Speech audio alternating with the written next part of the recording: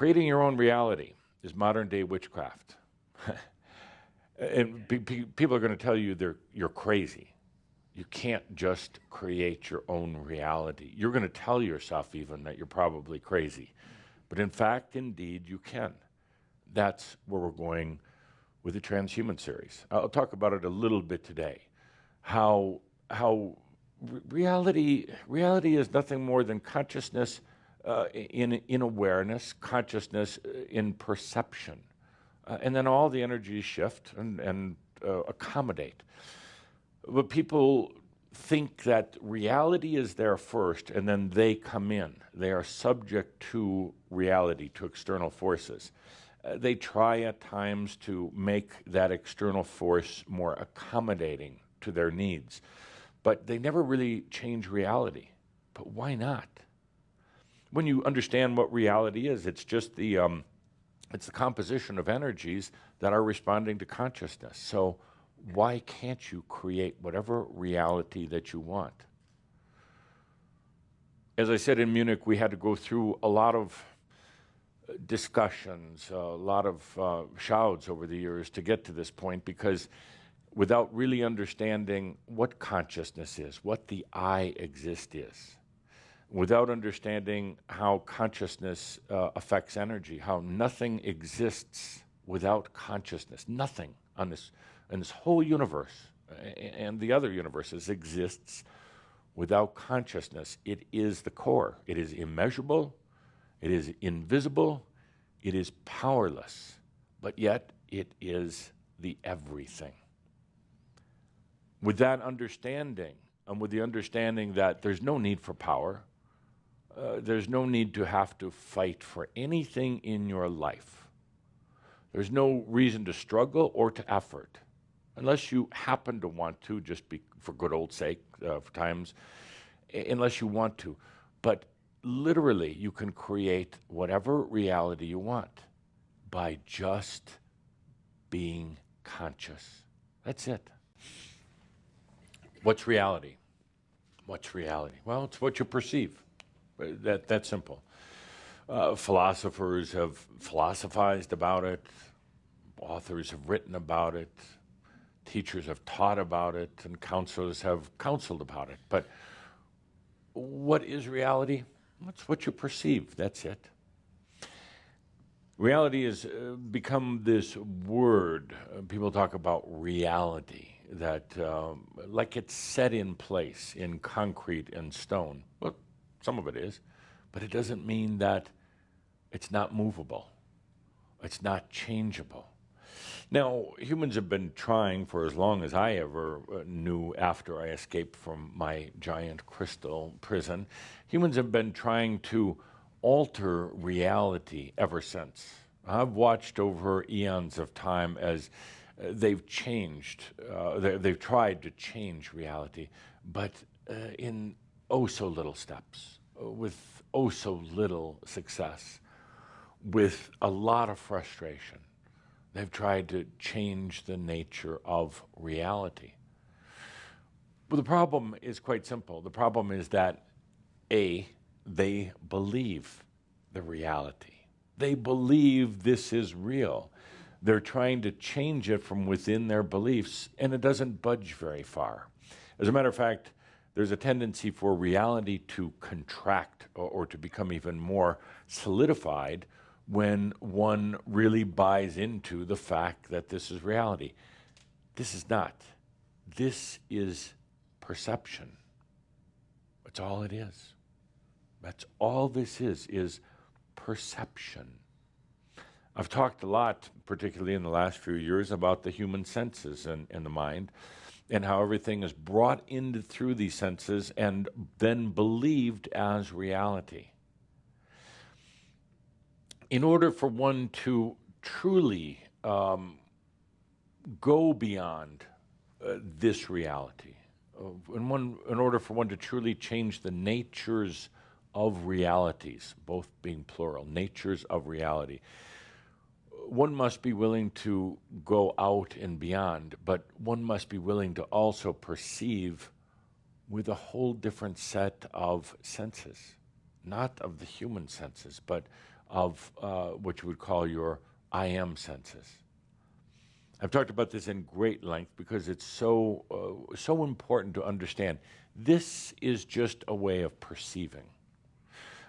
Scientists even are understanding that matter is not matter, or matter doesn't matter. They're beginning to realize that although you perceive the floor as being solid, and you perceive the person next to you being flesh and bones, it's actually not. It's actually, if you bear with me a moment, but through your eyes, what you're perceiving right now is vastly nothing. Vastly nothing. What you see with your eyes, you assume to be a body, hair, the floor, the ceiling, everything else. Actually, what's there is almost nothing but empty space. Isn't that amazing? But the eyes would have you, the eyes are actually doing a nice job of telling your mind that the room is filled with people, or if you're watching it online, that you're watching a computer. You're not. You're watching empty space. For the most part, there are some would say there are particles. I say even that's not true. There is plasma.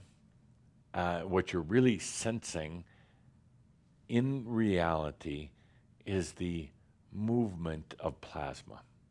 That's it. Kind of unromantic, isn't it? Yeah. Yeah, tonight you hug somebody in bed and it's like, yeah, you're just hugging plasma, it's like, and the plasma is also creating a gravity or creating an effect that is of time and space. So you think that something is happening, as you're hugging that person in bed, and you think that the day is passing and pretty soon you're going to be asleep. Nah, you're just in this immersed in plasma that's moving through you. But you've been brilliant enough, absolutely brilliant enough to say, let's make it a little bit more exciting. Let's turn plasma, let's turn the movement of time and space into defined experience and reality. Because just swimming around in a bunch of plasma is not a lot of fun. Actually, some days it's probably more fun than the human life. But look what you've done. You've created this out of plasma, which is responding to consciousness, which is really you.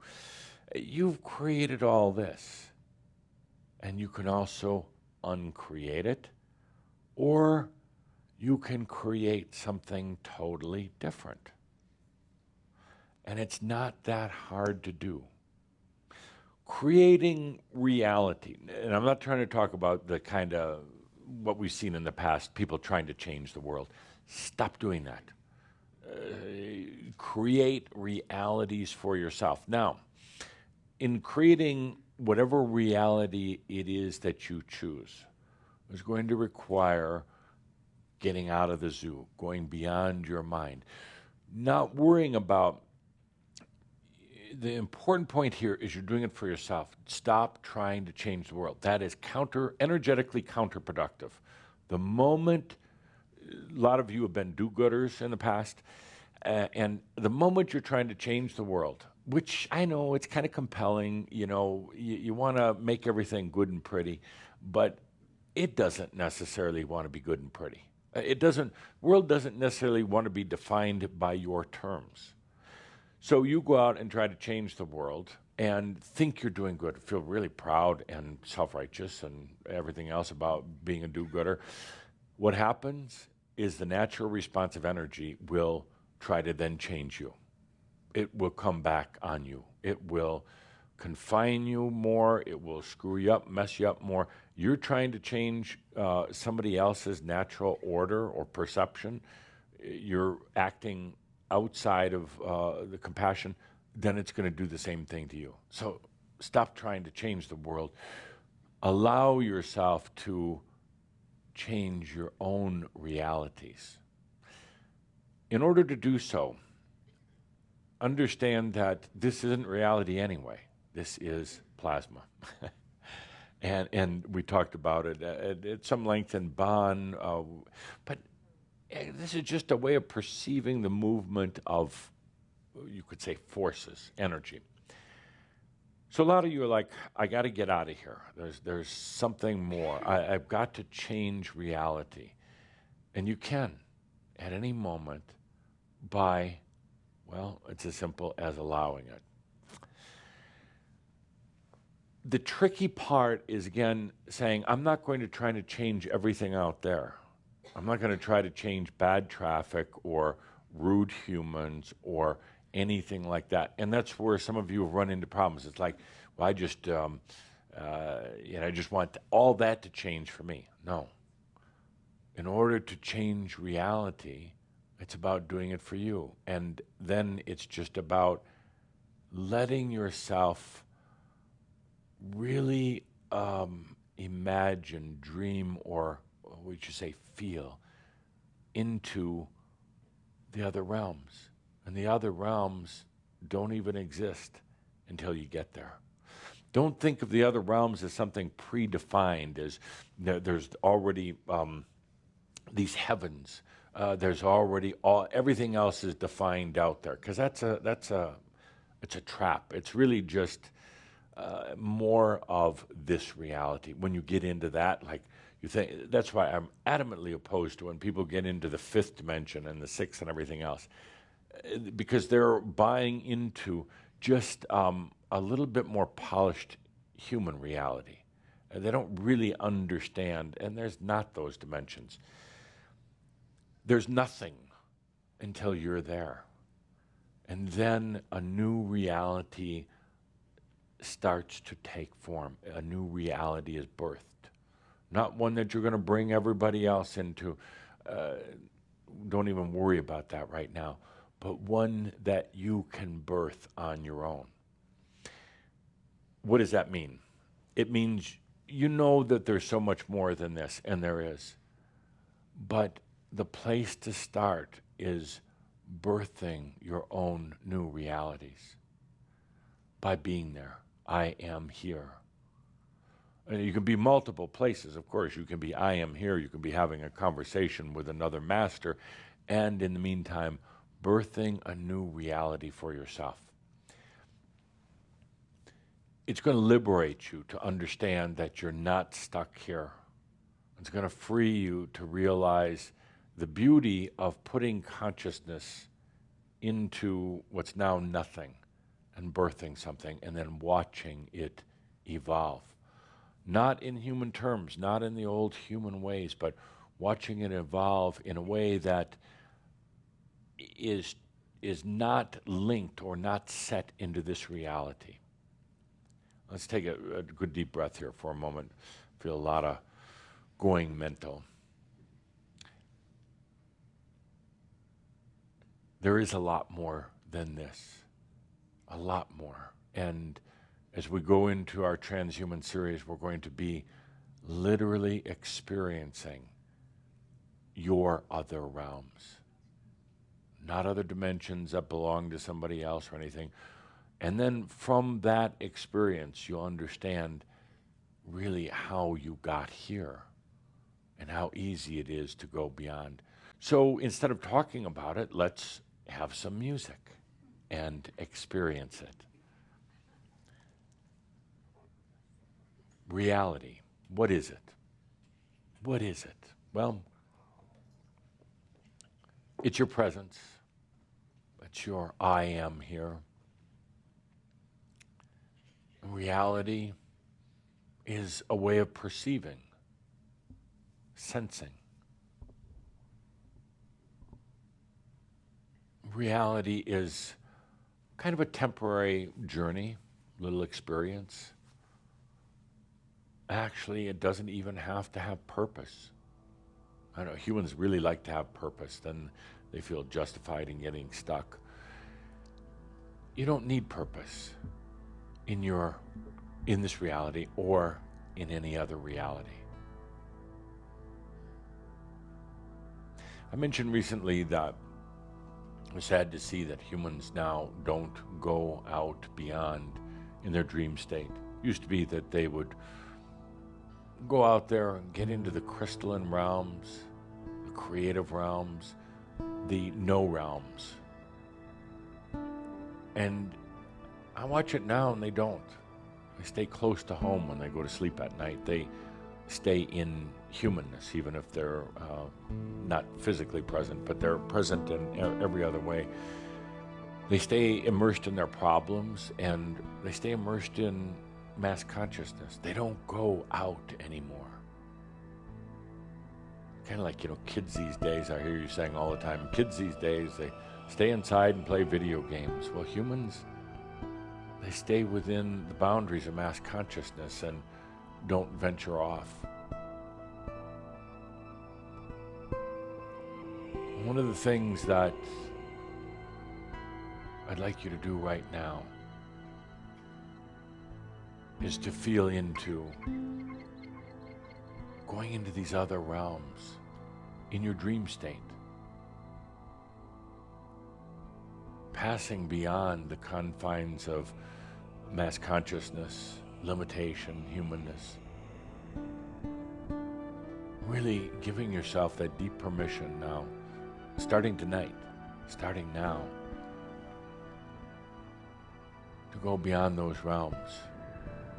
In a way, they're comforting. Those realms are, you're familiar with them.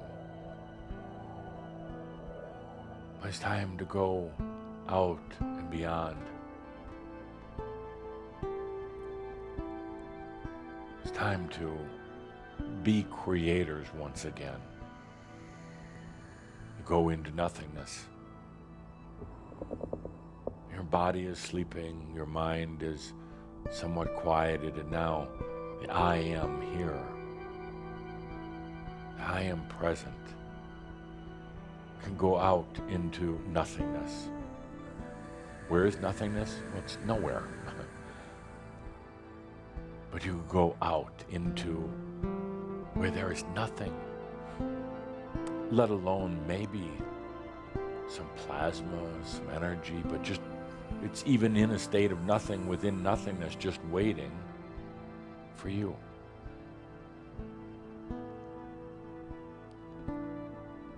And then your presence starts a birthing.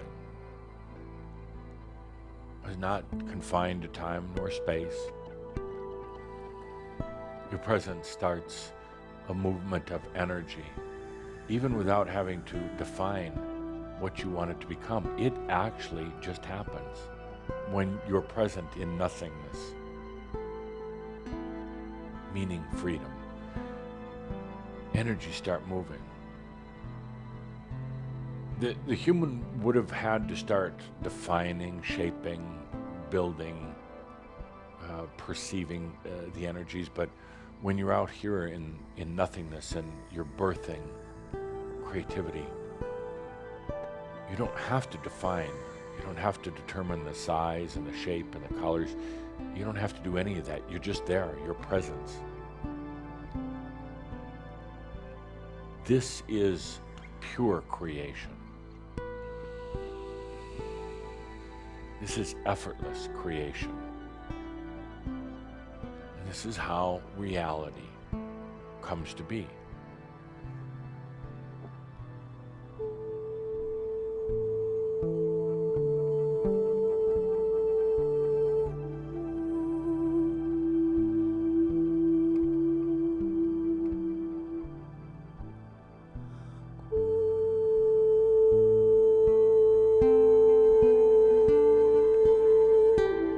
The nature of reality starts here, in nothing.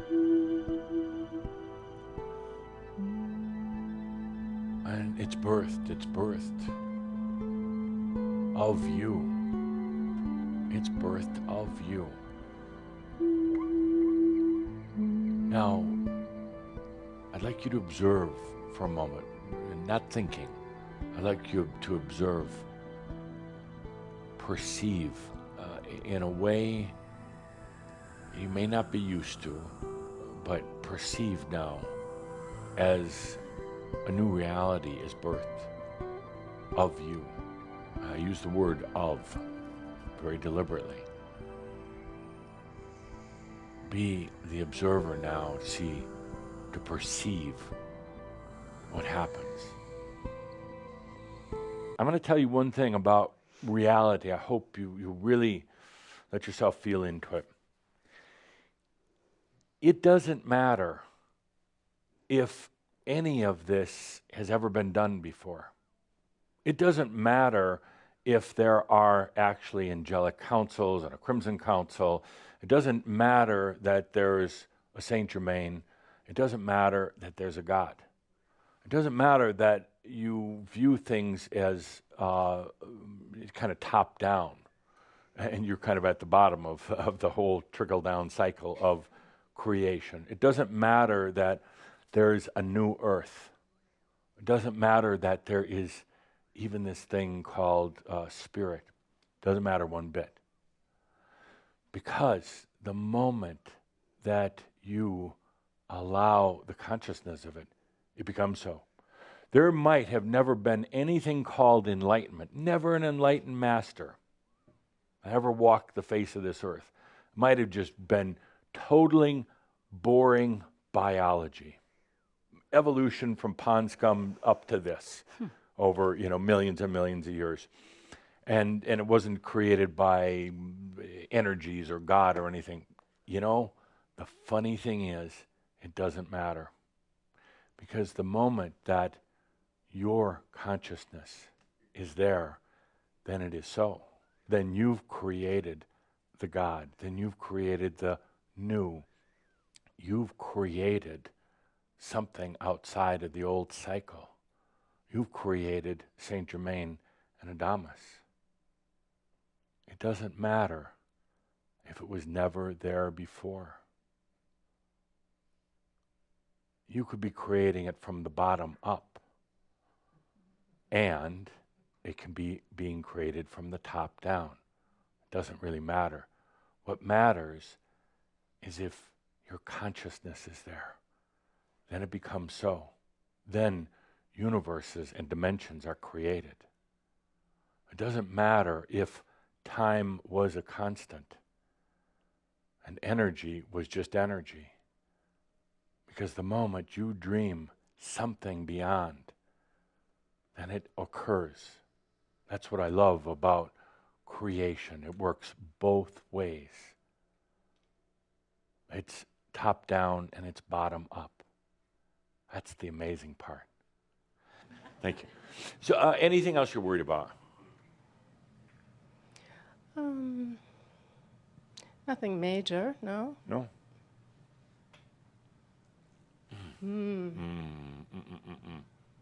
Okay. Oh. Just one more thing.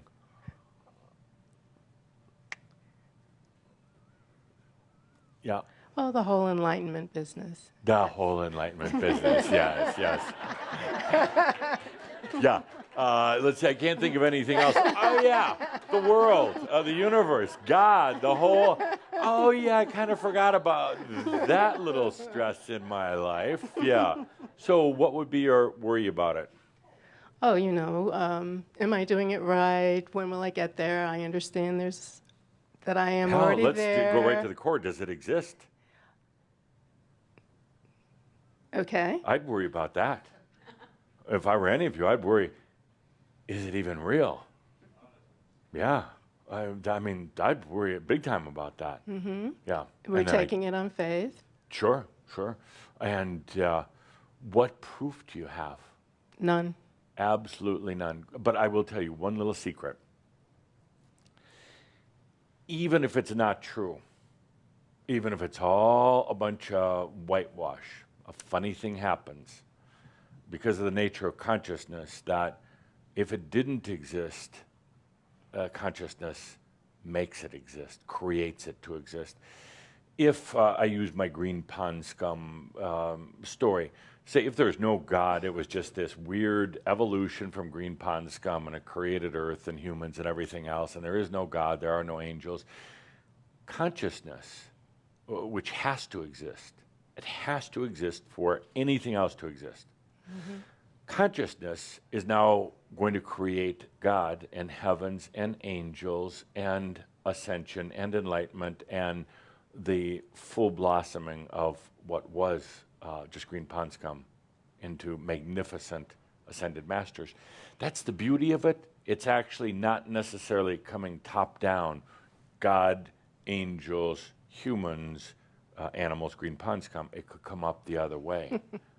It's the amazing thing. That's the beauty of consciousness. If everything else is distorted or not true or doesn't exist, the moment consciousness is added, it becomes so. That's the amazing thing. So let's say there is no such thing as enlightenment. You're born and you die, and that's it. Suddenly, the moment that your consciousness says, no, there's more, then there is. That's the amazing thing. And that applies to everything, whether it's this, whether it's your human life, and that's kind of actually what's happening in your human life right now. You're putting consciousness in it, and it's expanding and creating. Whether it was ever there before or not, now it is. The amazing miracle that's happening is, even if there was just, let's say the old biblical God, and that's all there was, and you die and you go to heaven or hell, let's say that's all there was. Suddenly it's changing from consciousness. Suddenly it's like, no, I want more. Now there is more. Okay, well, thank you. Thank you for letting me carry on. David hardly ever gets to talk. Yes. I feel that I have trusted other people more than myself. Good. So let's change that around a little bit. You don't trust yourself. That has nothing to do with other people. Yeah. That could be, for her, a very, very good reason. I don't trust myself. There is a huge factor in enlightenment. I'm going to get into it in just a moment, but there's a huge factor about letting go.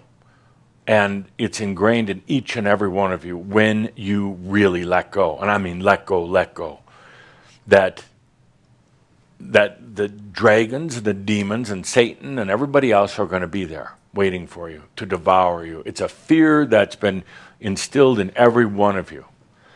And there is that. What if I let go and this was all a joke? I'm going to give you my simple answer beyond that. Life is whatever you basically imagine it, choose it to be, with the KYPER.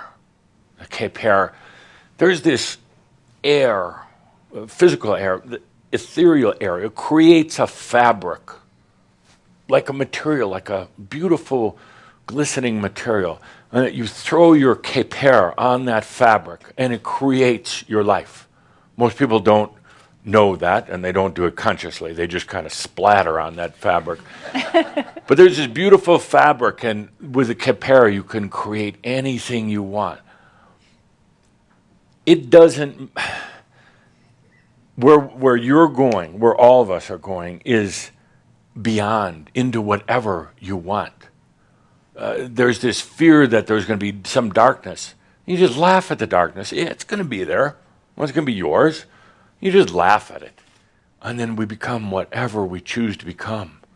And continuing to evolve it, to expand it, to make more of that painting on this air and ether fabric.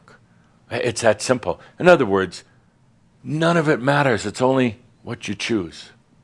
So, but a part of it's trusting yourself. It goes back to an old thing I'm really tired of now. Oh, I did bad things in a past lifetime and I killed people. I was in war. Yeah, we all did. That's part of the human journey. Get over it. Just get over it. It's not going to happen again to any of you. None of you, just double checking, none of you are going to be murderers or, you're not going to be terrorists or anything like that. So it's not going to happen. Get over it. Okay, one more quick one. We do need to move on. You already called on? And Shambra, yeah. Somebody's already on their email or Facebook or whatever. How can he be so arrogant? You know what? It's an act. And maybe you stop out of acting like such a deadhead. Oh. And I'm not talking to all of them. There's just one person out there. Oh, he's so arrogant. Why don't you stop acting like a bore, okay? You know who you are. It's all an act, you see? And if you act a little pompous, it's better than acting like, oh, I'm a victim. Try it. Act a little, yeah, life has been good to me, so I'm a little better. I don't care. It's just an act. And then, you know what happens? You act that way. It's like, okay, so I got more money than you, okay? And that's fine by me, not by you. And you start acting that way, and you know what? The energy gets delivered to you that way. That's kind of a weird thing. It's called, like, where's my book? I need a prop. Active consciousness. Yeah, somebody have, there you go. Yeah. It's the act of consciousness. It's all here. It's actually 150 pages. Interesting to note, about 10 of which are blank. Why do they do that? And it's all an act. You act like you're ready for ascension or enlightenment. Guess what? It's there. It's all an act. Some would argue that acting is not real. Oh, crap, look at you.